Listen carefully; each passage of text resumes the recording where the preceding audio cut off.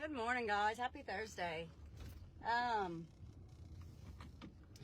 told you before, and I'll say it again, when I was in education, when I was a teacher, this was back in probably 1998 to 2008-ish.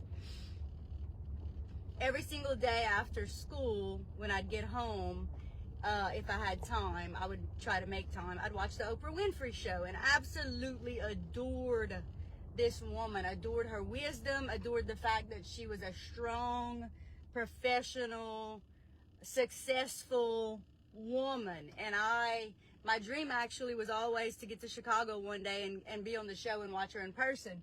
But she had, over the years, I took away lots of great advice from her. And I'll never forget this one time she said two different things. When a person shows you who they are, believe them the first time.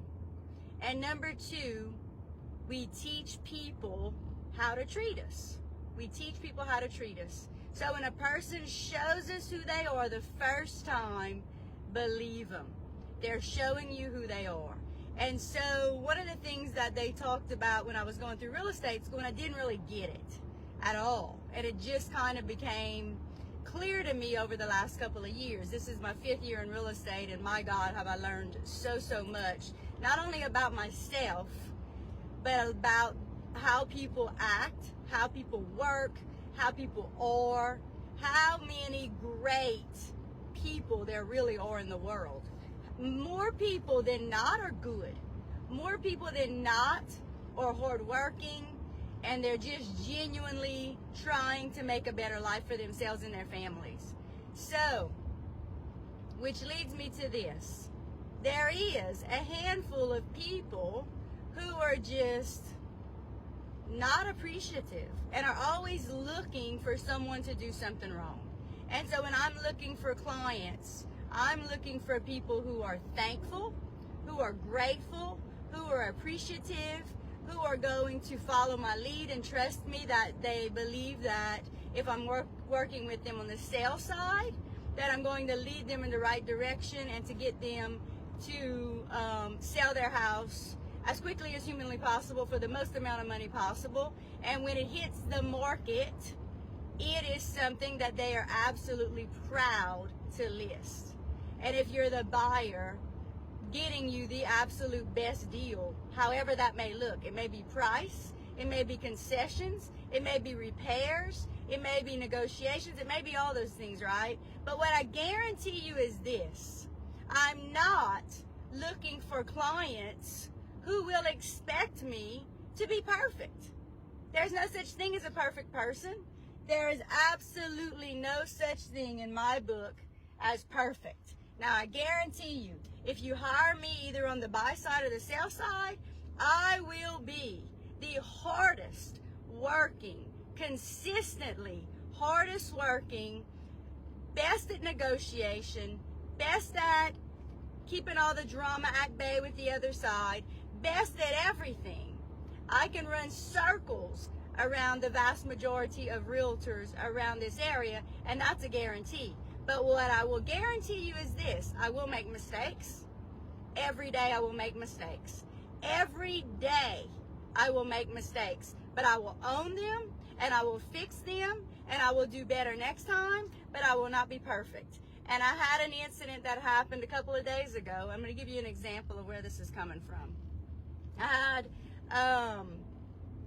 land for sale. Couple calls me up and says, "We have cash. We'd like to offer this price on this property." Say, okay. Now, they're just verbally offering this price, right? And they want me to call the seller and ask the seller, will you accept this price? Because it was about $21,000 lower than what it was listed for. So I text the seller, because the seller is a very, very, very busy person with work, has a very high, stressful job as the seller. So I text this person and say, we have a cash offer. These people want to know if you will take this amount of money for this land. Okay? That was it. So the seller has siblings that also have to agree on the price. So the seller then has to get in touch with all of the siblings and present the offer and say, would y'all agree to this cash price? And so a couple of days later, I receive a text from him that says we have all agreed. I've talked to all my siblings and they agree. So I then call the potential cash buyer and say to the potential cash buyer, the sellers have spoken and they are willing to take your cash offer. And this is when it goes south. And listen, it's not the end of the world. They're going to get another offer, but this is what the sellers are now aggravated with me about. The buyer says, well, I say to the buyer, okay, the sellers say they will accept your offer. Before I can type up your offer officially, I need proof of funds, right? If somebody just says they have cash, doesn't mean they have cash. People lie all the time. So, if you have proof of funds in the bank, I need a letter, or I need just a screenshot of your bank account, black out your account information, and just send me a screenshot that you have at least that amount for the sale price. This is what they say. We can't do that. I go, why not? Do you not have all this money in a bank account? They say, well, no. So I'm thinking they have this big wad of cash in their house, right? And so I say to them, well, listen, what you need to do is you need to take the cash, you need to bring it to the bank, you need to keep it in the bank, and at closing, you're going to get a cashier's check. But in the meantime, once you deposit it into the bank, I just need a screenshot of the bank account. They say to me, can our attorney send your attorney proof that we have the money? And I say, sure, but why? Who's your attorney? Because that's weird. Listen, if you have the money, you either have it in a stockpile in your house, and you're going to go put it in the bank, and you're going to prove that you have it, or you already have it in the bank, or you have it in an IRA, or you have it in some kind of account where you can prove that you have it, right, if you're a cash buyer. They say, this is the name of the attorney. The minute they say the name of the attorney, I recognize the name. I know it's an attorney that sues people. It's a malpractice attorney that sues people. You also know we live in Louisiana. We're in a sue-happy state. Of course we are. And I am infuriated because now I know that they are waiting for this settlement, which, listen, I get these calls all the time. 99% of the time, this magical settlement that they're waiting for, they don't have it. It could drag on for months and months and months, sometimes years, and sometimes they never get it. So listen, if you're waiting on a settlement, I'm not typing up an offer for you until you have the money in the bank and you can prove that you have it, okay? So what I say to them is that, basically I say that. Once you have your settlement and the money is in your account, if the land is still available, please call me and I will type up your official offer. So then, unfortunately, I text the sellers back and say, I am very sorry. The cash buyers don't really have the cash. They're waiting on a settlement. Okay? I get a text back from the seller that basically says, you've screwed up. We are not happy. We cannot imagine that you let something like this happen. And I read this text and I think to myself, I cannot believe that this person is being this rude. And listen, this is over a little piece of property that is not worth a whole lot of money at all. The fact of the matter is this, what made me mad was that I've never said that I'm not going to make mistakes. I have never said that I'm going to be perfect. And I don't expect my clients to be perfect. Listen, we're all going to make mistakes every day. That's life. That's what we do. But back to my comment is we teach people how to treat us. After I received that rude text, which, listen, it may not have been rude. Maybe I'm interpreting it as being rude because it was in a text and text can be interpreted. I said, please call me when you have a minute. Because basically what I'm going to say is, listen, you're right. I'm very sorry. I dropped the ball. Before I called you or before I texted you, I should have said to these cash buyers, do you have proof of funds? And if you do, send them to me. The reason I did not say that is because I did not know if the sellers were going to agree to that lower price. And so the proof of funds, if they had presented it for $21,000 lower than the list price, they would have then had to produce a new proof of funds, right? So they would have had to do it more than one time. And so I didn't want to waste basically anybody's time, but I wasted the seller's time evidently. My point is this: give people grace. We are all going through hard times. We all have bad things happening in our lives, right? We're all going to make mistakes. If we don't make mistakes every day, we're not living. We're not living a life, right? And our philosophy with my company, which is one thing I absolutely love the most, is this: be kind, work hard, and every single thing else will follow. It's not complicated. It's very simple. Be kind, work hard. Listen, sometimes, many times, it's hard to be kind. It is very hard to be kind to people who are not appreciative, who are grouchy, who are rude. It's not hard to work hard. I can work hard all day long.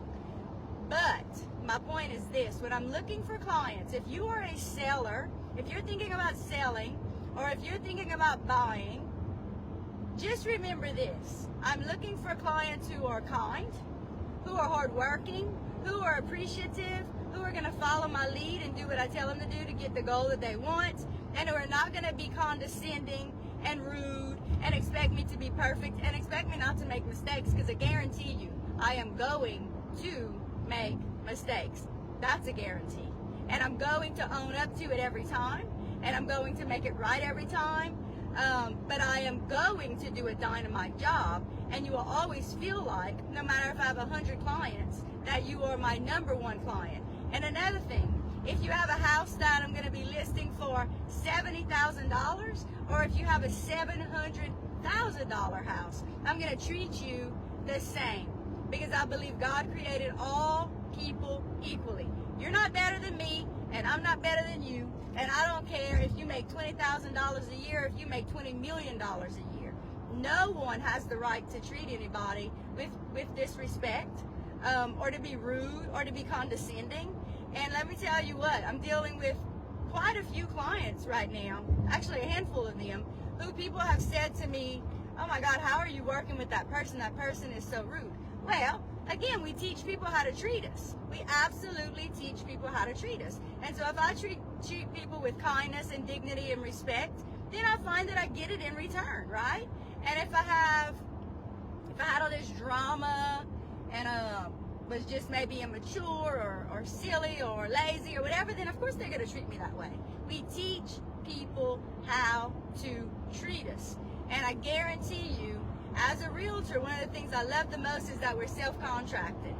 99% of the time I am dealing with people who are thankful, who are kind, who are hardworking, who are open to new ideas, and 99% of the time I enjoy it. Every once in a while, there's that person that just, for lack of a better term, chaps my ass. The great thing about being self-employed and being a realtor, being self-contracted, is that I do not have to work with anyone I don't want to, which is the great thing.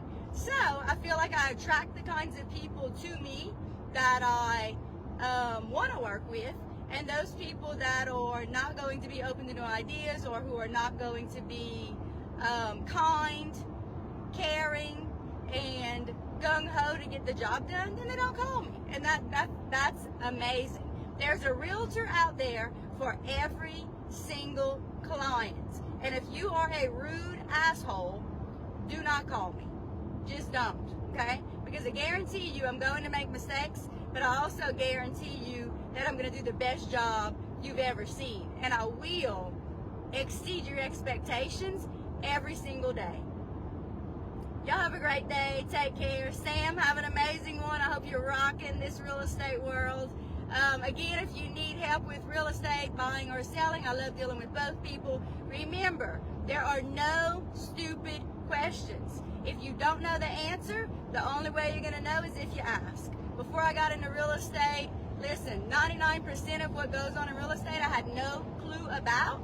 But one of the reasons I'm so successful is because I asked questions of many people every single day. I was relentless. I was a pain in people's asses.